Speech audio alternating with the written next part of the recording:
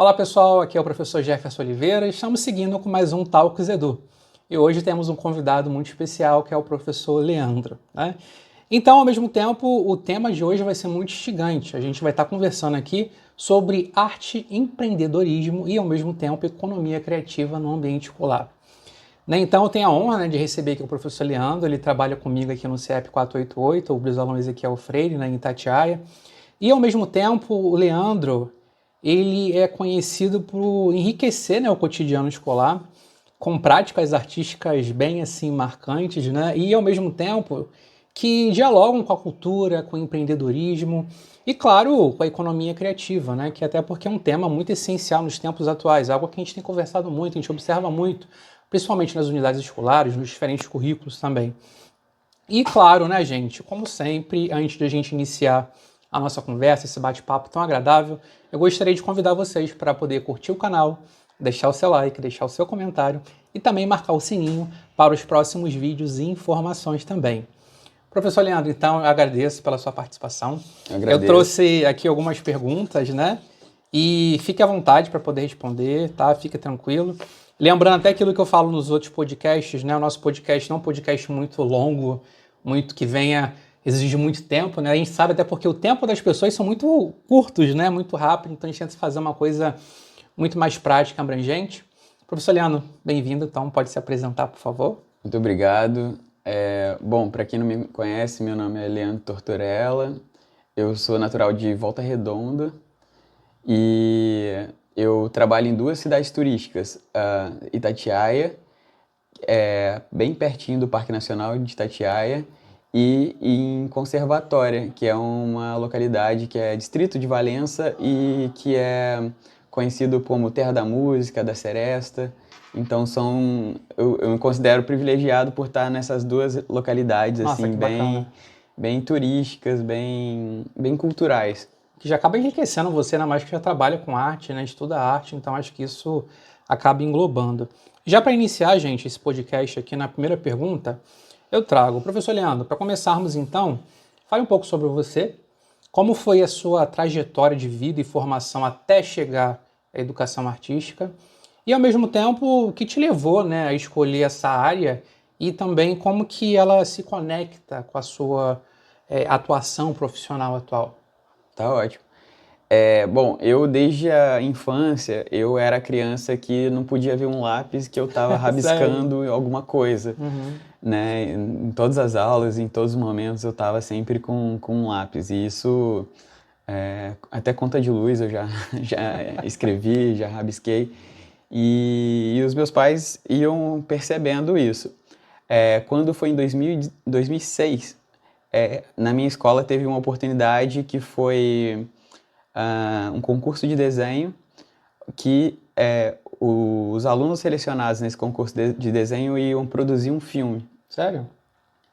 E eu fui um dos 40 selecionados e esse filme contava a história da minha cidade, que é Volta Redonda.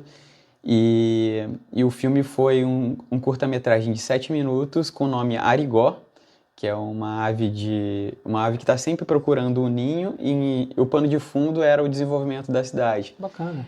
E ali eu já me interessava por arte, já gostava muito de desenhar, e foi ali que deu aquela chama, né? Porque através da escola eu tive essa oportunidade.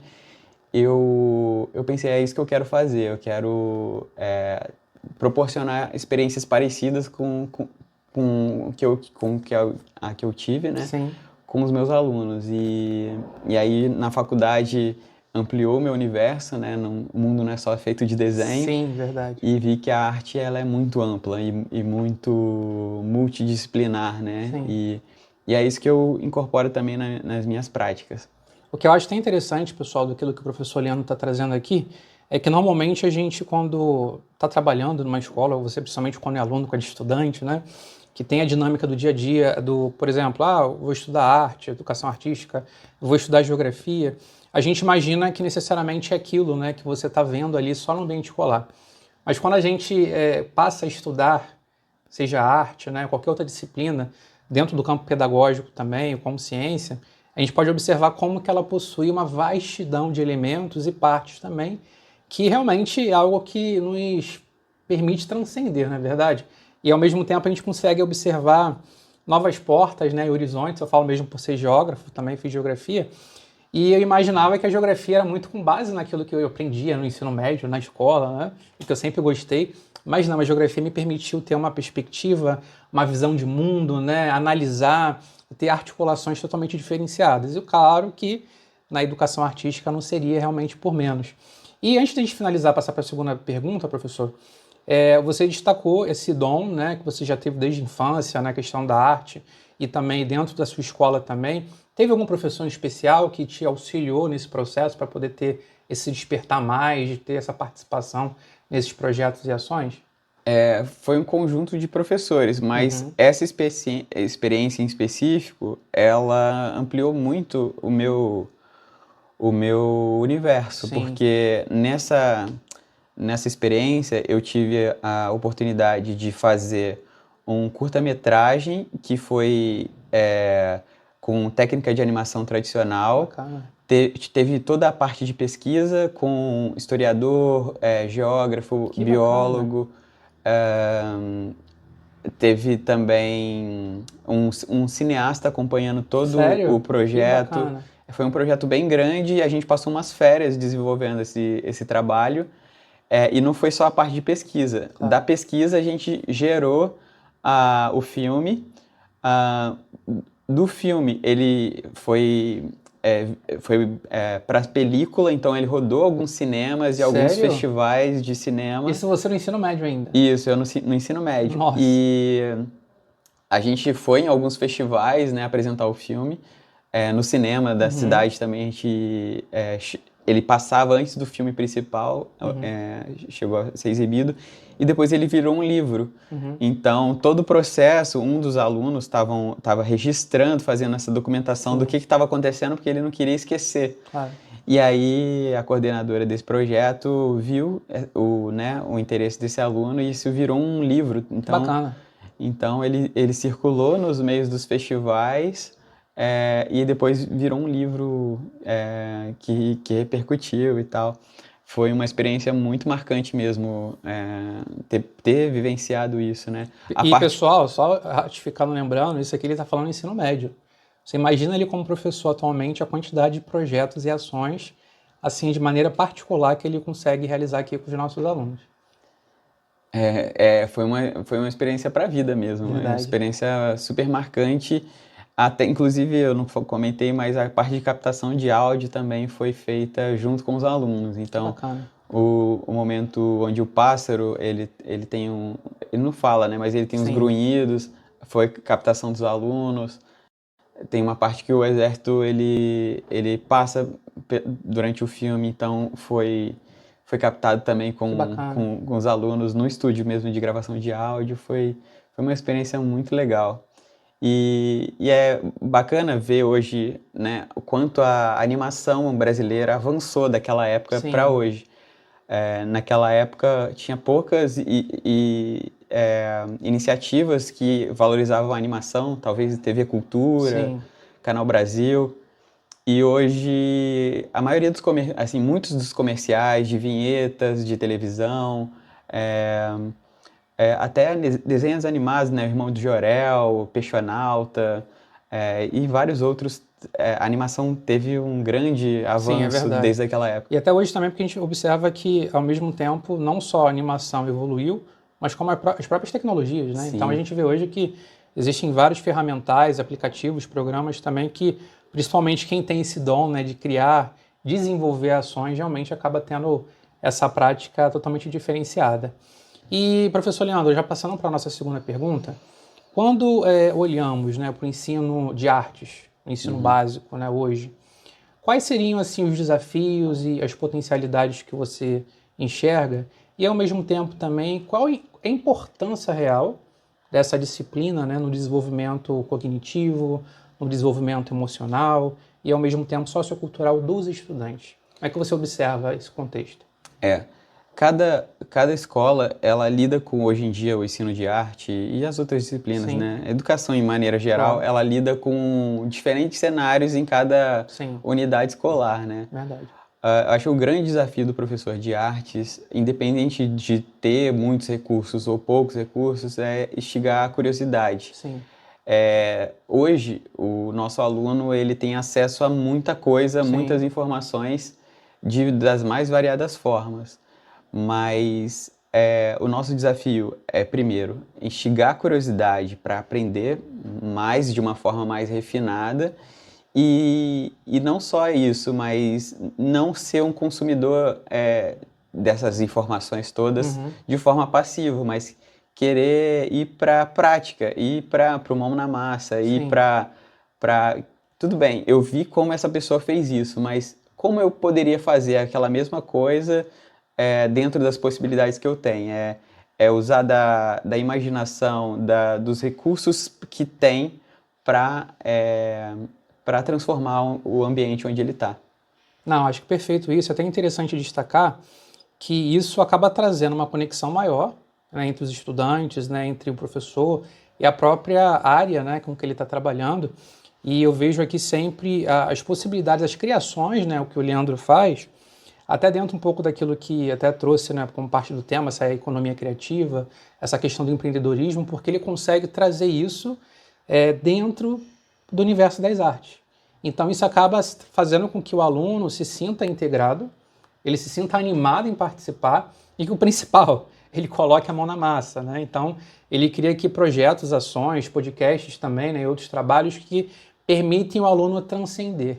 Então demonstrar que ele aqui na escola, né, ele tem um papel coadjuvante também, ele tem sua importância, ele é um ator social aqui também. Então isso eu acho que é um ponto muito interessante. Já em relação à nossa terceira pergunta, professor, a arte por si só já é um campo, né, de múltiplas linguagens e ao mesmo tempo também possibilidades. Mas como você enxerga a ponte entre a arte e o empreendedorismo? Né, você acredita que a economia criativa, né, ela pode ser uma via real, né, de protagonismo para os jovens dentro do espaço escolar? Até porque a gente fala hoje muito de empreender. Né? Então, como empreender? Como é que eu posso, de fato, trazer essa realidade para a minha prática social? E até mesmo trazendo uma dinâmica totalmente diferenciada para os estudantes hoje. Eu me sinto aqui na escola, no CIEP, muito privilegiado por conta do perfil da própria escola, né? Em 2020, a gente passou pela mudança do novo ensino médio, Sim. que trouxe os itinerários formativos. E com eles, a escola optou pelo empreendedorismo como tema de formação. E agora a gente tem também a trilha dos jogos digitais. Sim, perfeito. Mas é interessante pensar que antes mesmo da trilha acontecer na escola, a escola já tinha um perfil empreendedor. Ela já vinha alcançando premiações, né, através da direção, gestão escolar, através dos projetos ligados à indústria, né, com a Jaguar Land Rover. Isso. Um prêmio internacional, inclusive, de que gestão. levou os alunos Sim. até para uma experiência na Inglaterra Isso, e é verdade. voltaram premiados. Então a escola já tinha um perfil empreendedor, né? E quando a trilha formativa de empreendedorismo chegou,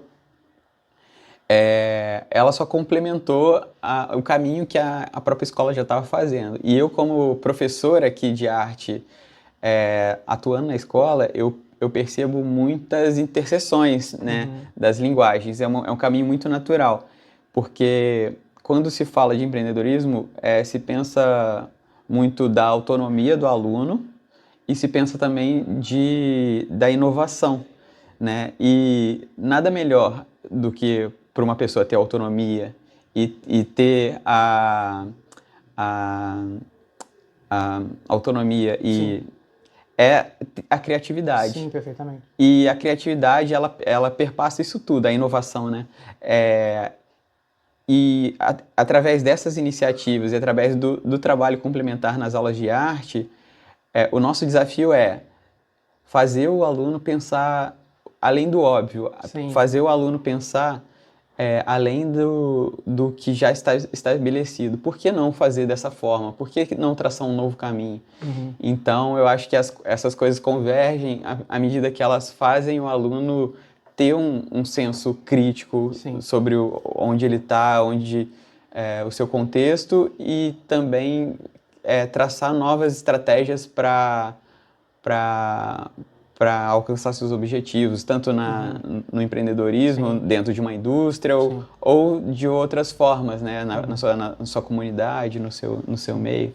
E assim, acho que tem um ponto importante para poder encerrar essa terceira pergunta aqui, é porque a gente observa hoje que a gente está no meio, né, da geração Z, né, das diversas gerações, e uma geração que está muito atrelada, muito apegada nas tecnologias, principalmente as redes sociais, né, a geração TikTok também, como a gente costuma dizer, e ao mesmo tempo isso a gente observa como isso prejudica na construção social, no pensamento, na criação de muitos desses jovens, né? Então acaba que esse papel que o professor Leandro falou, principalmente quando uma escola, né, possui uma gestão, uma aplicabilidade, né, como ele trouxe aqui também, da perspectiva da visão da arte, e uma visão empreendedora, a gente consegue trazer esse jovem de volta para que ele consiga pensar além da caixinha dele, né, da imensidão daquilo que ele está focado muito, né, no telefone celular ali, para ele colocar em prática algo real, algo concreto. E a partir daquilo ali ele possa verificar que ele no mundo é capaz de criar ações, criar objetos, criar qualquer tipo de propostas e projetos também. Então, pessoal, dando continuidade às nossas perguntas ao professor Leandro, recentemente, professor, você foi aprovado, né, com uma excelente colocação no mestrado em empreendedorismo da UF, né, Universidade Federal Fluminense, em uma parceria com a SEDUC, né, Secretaria de Educação do Rio de Janeiro.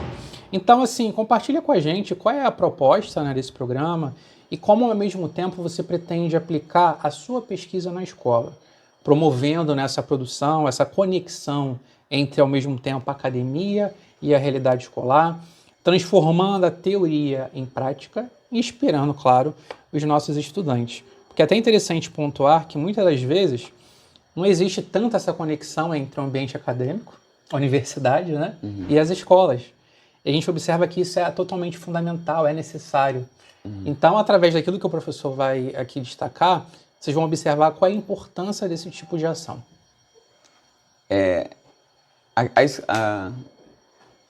Eu fui aprovado em primeiro lugar nesse programa. Primeiro lugar, gente, ó. Não é nem melhor colocar, é top. Eu fiquei muito feliz. Essa é a segunda turma do programa. Bom, e qual é a proposta desse programa? Esse programa ele é uma parceria da SEDUC com a UF. Ela é um mestrado profissional em administração, oferecido com ênfase em empreendedorismo, oferecido para os professores da SEDUC, com o intuito de fortalecer ainda mais o empreendedorismo nas escolas. E a nossa escola, ela, como eu já falei, ela tem um perfil muito empreendedor, tanto com os alunos, com os professores e até em parcerias, né, que a gente realiza com outras empresas também aqui. Isso. A gente, antes de oferecer o mestrado, ela ofereceu a pós. Então, 4 professores daqui já têm essa pós, eu sou um deles. E agora ofereceu o mestrado.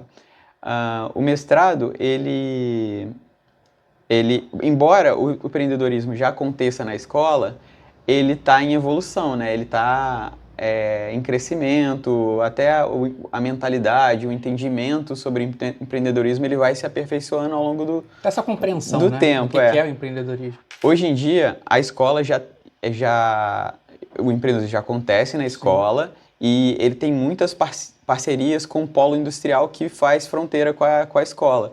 A nossa região é uma região que tem muitas indústrias e o polo industrial ele já enxerga a escola como parceira.